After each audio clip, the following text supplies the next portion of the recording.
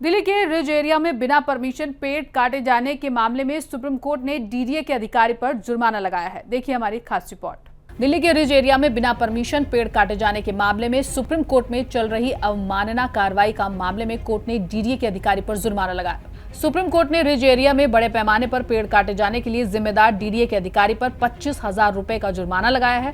Supreme court ने DDA अधिकारियों के खिलाफ अवमानना की कार्रवाई बंद कर दी है।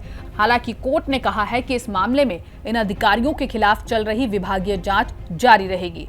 सुप्रीम कोर्ट ने अपने फैसले में कहा कि तत्कालीन डीडीए के वाइस चेयरमैन जो अब इस पद पर नहीं है, उनके खिलाफ अवमानना का मामला नहीं चलेगा।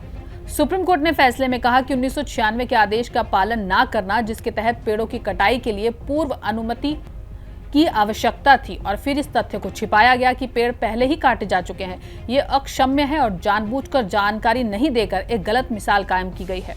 कोर्ट ने कहा कि हम मानते हैं कि डीडीए अधिकारियों का यह काम आपराधिक अवमानना के दायरे में आता है।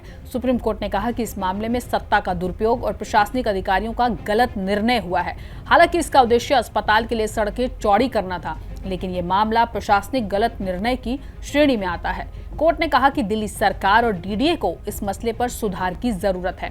अदालत ने 3 सदस्यों की एक कमेटी बनाई है। अगर कमेटी को लगता है कि रिज एरिया में काटे गए पेड़ों की जगह नए पेड़ लगाने की जरूरत है, तो योजना बनाकर इसे जरूर शुरू किया जाए। 3 सदस्यीय कमेटी समय समय पर स्टेटस रिपोर्ट कोर्ट को सौंपेगी। कोर्ट ने डीडीए को निर्देश दिया है कि वो कनेक्टिंग रोड का काम पूरा करें।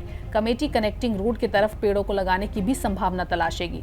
सुप्रीम कोर्ट ने कहा कि उन लोगों की पहचान की जानी चाहिए जो संपन्न हैं और जिन्हें सड़क का फायदा उठाया है, उनसे भुगतान लिया जाना चाहिए। सुनवाई के दौरान कोर्ट ने दिल्ली डेवलपमेंट अथॉरिटी यानी कि डीडीए को रिज एरिया में पेड़ काटे जाने पर कड़ी फटकार लगाई थी।